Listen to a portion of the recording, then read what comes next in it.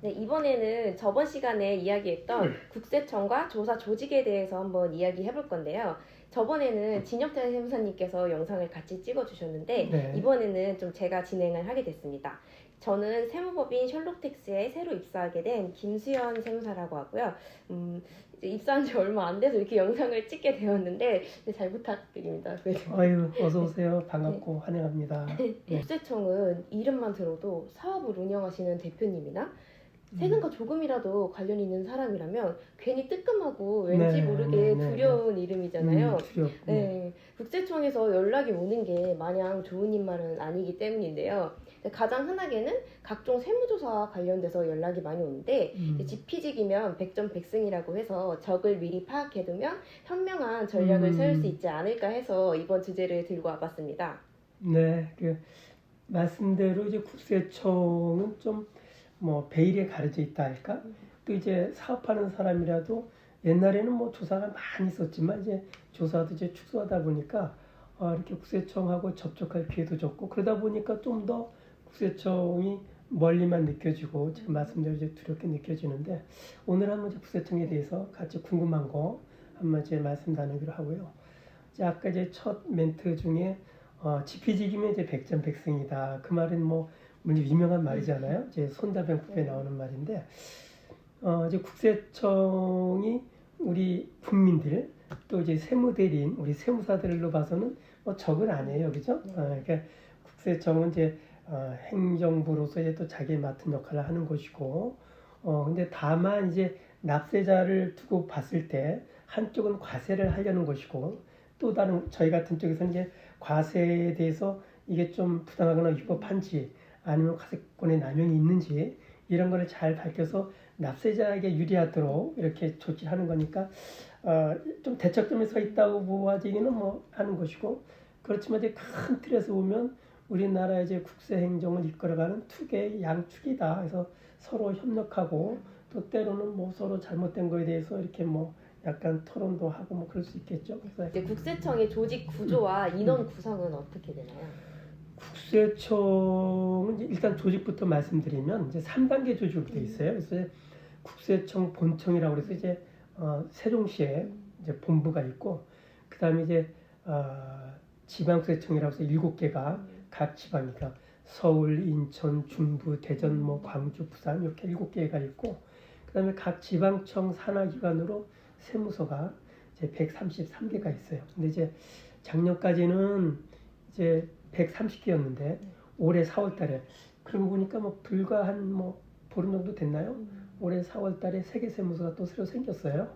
그래서 이제 이 조직이 계속 늘어나기도 하고 때에 따라서는 통폐합돼서 줄어들기도 하고 그래서 이제 조직은 그렇고 이제 인원은 총 한 2만 2천 명 정도 근무를 하고 있어요. 네, 윤석열 정부 들어서 대대적으로 정부 부서의 개편이 이루어졌잖아요. 그렇죠. 네, 그래서 국세청장의 후보자로 김창기 전 부산청장이 내정되었는데 이분에 대해서는 잘 아시나요? 이제 작년만 하더라도 이제 중부지방국세청장을 역임해서 한 6개월 근무하다가 그 다음에 이제 부산지방국세청장으로 발령이 나서 6개월 근무하고 이제 작년 12월에 퇴직했어요. 그러니까 현재는 이제 원래 이제 공무원 퇴직하고 공무원이 아닌데 이번에 이제 윤석열 정부에서 다시 내정을 해서 아마 이제 내정했다고 해서 되는 게 아니고 인사청문회 거치고 절차를 거쳐서 하게 되면 이제 국세청의 수장으로서 다시 오시게 되는데 이런 일은 국세청 66년도 이후에 처음 있는 일이에요. 그러니까 국세청 내부에서 승진하든지 아니면 아예 외부에서 이렇게 오는데 국세청 공무원이었다가 퇴직했다 또 다시 오는 경우는 좀 그래서 개인적으로 봐서는 뭐 이분이 이제 그 국세청을 떠나신 것도 약간 그동안의 관행으로 봐서는 약간 좀 석연치 않은 면이 있다. 왜 그러냐면 중부지방국세청장 했으면은 일반적으로는 이제 서울지방국세청장으로 오든지 국세청 차장으로 오든지 그래야 되는데 도로 저 지방에 같은 1급이지만 부산으로 갔다가 그것도 이제 1년이 아니고 6개월 만에 그만둬서 뭐 무슨 일이 있나 이제 이랬는데 어쨌든 간에 이분으로 봐서는 뭐 이제 명예회복하는 게 아닌가 그런 생각이 드네요. 그럼 부회장님, 이건 개인적으로 궁금한 건데 국세청장과 이제 세무서장은 보통 몇 급 공무원들이 되는 건가요? 정무직이라서 이제 뭐 급은 없고 이제 차관급, 네. 차관급이라고 하고 세무서장은 보통 이제 4급 공무원이거든요. 네. 이제 4급 공무원 그러면은 뭐 그게 어느 정도 지위인지 잘 모르잖아요. 네. 근데 이제 서장이라고 그러면 이제 경찰서장도 있고 네. 세무서장도 있고 뭐 소방서장도 있고 이제 그런 일부 이제 집행기관의 장들이 이제 서기관, 그러니까 경찰서는 이제 총경이라고 부르긴 하는데 이제 서기관급이다. 그래서 아주 높은 직위도 아니고 그렇다고 이제 낮은 직위도 아니고 그렇지만 이제 이 서장이라고 하는 것은 좀 이제 중요한 업무가 중요한 업무를 맡고 있는 거죠, 그죠? 네. 이게 잘 와닿지 않아서 그런데 네. 지금 군대에 비유해서 한번 설명해 주시겠어요? 아니 군대당 갔다 오신 분이 없어요. 군대 그 얘기 좋는데 그냥 일반적으로 보면은 세무서장이면 이제 군대로 얘기하면은 이제 그 대령급 그러니까 별 바로 달기 전에 그러면 이제 보통 대대장 연대장 군대로 보면 이제 그런 거거든요. 그러니까 별 달기 전인데 대신에 이제 그 경찰서장이든 세무서장이든 일정 기간 잘 그 업무를 마치고 가게 되면 마지막에 이제 1계급 특진을 시켜줘요. 그럼 그럴 때 이제 부의사관이 되는데 그게 이제 바로 3급 공무원. 이제 군대로 얘기하면 이제 별을 달아. 근데 이제 원래는 상급이 별인데 일반적으로는 그냥 서장 되면 별 달았으니까 축하합니다. 이제 뭐 일반적으로 이제 그렇게들 얘기를 하죠. 네. 그럼 이제 사람에 대한 얘기를 했으니까 이제 국세청이 무슨 일을 하는지에 대해서 여쭤보고 싶은데 이제 되게 여러 가지 일을 하고 있잖아요. 대략적으로 어떤 일을 하는지 말씀 좀 해주세요. 이 국세청은 이제 원래 그 조직의 목표에 보면은 그 내국세에 관한 부가 징수 감면을 한다 이렇게 돼 있거든요.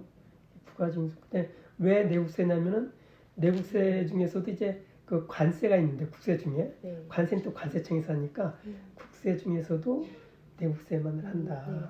근데 이제 부가징수 감면을 하는 과정에서 이제 뭐 신고도 받아야 되고 뭐 또 신고 안내도 해야 되고 또 뭐 조사도 해야 되고 또 세금을 잘 안 내면 체납징수라든지 이런 것도 해야 되고 또 민원인에 대한 여러 가지 또 민원 서비스 여러 가지를 하게 되죠. 네. 국세청이 4대 권력기관이라는 말이 있던데 이 말은 좀 맞는 말인 건가요? 4대 권력기관은 말은 요즘은 잘 안 쓰고요. 오래전에는 이제 언론상에 많이 나타났었어요. 그래서 이제 4대 권력기관이 어디냐면 이제 국세청을 포함해서 경찰청, 검찰청, 국정원 이 4개 기관을 이제 보통 4대 권력기관이라고 하는데 이게 뭐 어디 뭐 법률상이거나 강학상 용어는 아닌데 이제 그렇게 쓰는 이유가 이 4개 기관이 전부 다 수사 권한이나 조사 권한이 있어요. 그러다 보니까 국민에 대해서 필요하면 수사하고 조사하고 검사하다 보니까 직접적인 이제 기본권하고도 관계가 되고 그다음에 이제 이런 조직들은 다른 정부 부처보다 상당히 그 조직이 전국적이고 인원이 많다. 그래서 아까 제가 국세 공무원이 한 2만 2천 명 된다고 그랬잖아요.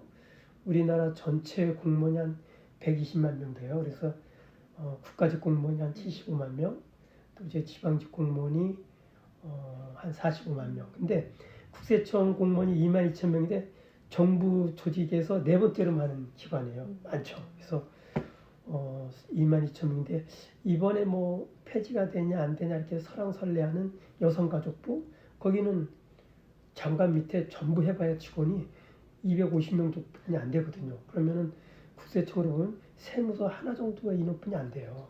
거기에 비하면 국세청이 2만 2천 명이면 아주 방대한 조직을 갖고 있고 그러다 보니까 우리 국민들의 생활이라든지 또 세금 과세와 관련해서 여러 가지 또 이렇게 좀 불필요한 간섭도 있을 수 있다. 그런데 이제 그런 오해를 불식시키기 위해서 국세청에서도 이런 말 나오면 막 상당히 이제 좀 부정하면서 우리는 서비스 기관이다. 우리는 서비스 기관으로 바뀐 지 오래됐다. 어느 기관보다도 국세청하고 얼마나 친절하고 이게 이제 많이 변화됐는지 이제 이렇게 이제 많이 홍보도 하고 또 실질적으로도 저도 많이 변화되는 것을 느낄 수가 있을 것 같아요. 그러면 국세청의 조사 조직과 조사반의 구성은 혹시 어떻게 되어 있나요? 아까 제가 이제 한 국세청 공무원이 22,000명 정도 된다고 그랬는데 그 중에서 이제 그 조사를 담당하는 공무원이 전체적으로 한 30%가 돼요. 그러니까 22,000명이니까 뭐 거의 한 6,700에서 한 7,000명 정도 이 부분이 이제 지방청 조사국 또는 세무세 조사과에서 이렇게 뭐 일을 하죠. 그래서 이제 조사국이 그렇고 이제 조사는 이제 보면은 일부 사람들은 국세청에서도 조사가 나오는 걸 알고 있는데 이제 국세청 본부 본청이라는 데는 조사를 총괄 관리하는 기능만 있고 직접 조사 기능은 없어요. 그래서 직접 조사하는 거는 지방국세청 조사국, 그다음에 이제 세무서의 조사과 여기서 이제 나오게 되죠. 그럼 각 조사국의 업무 분담은 어떻게 되나요?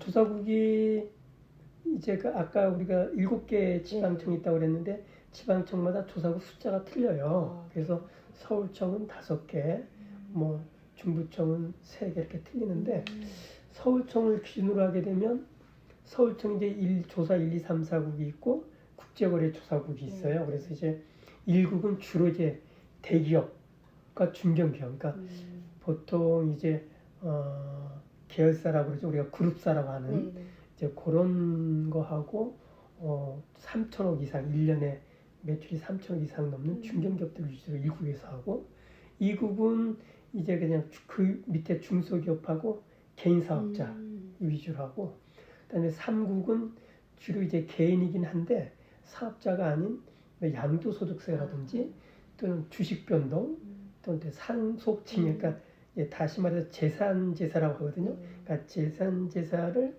주로 이제 담당하는 게 조사 3국이고 이제 조사 4국은 특별조사를 해요.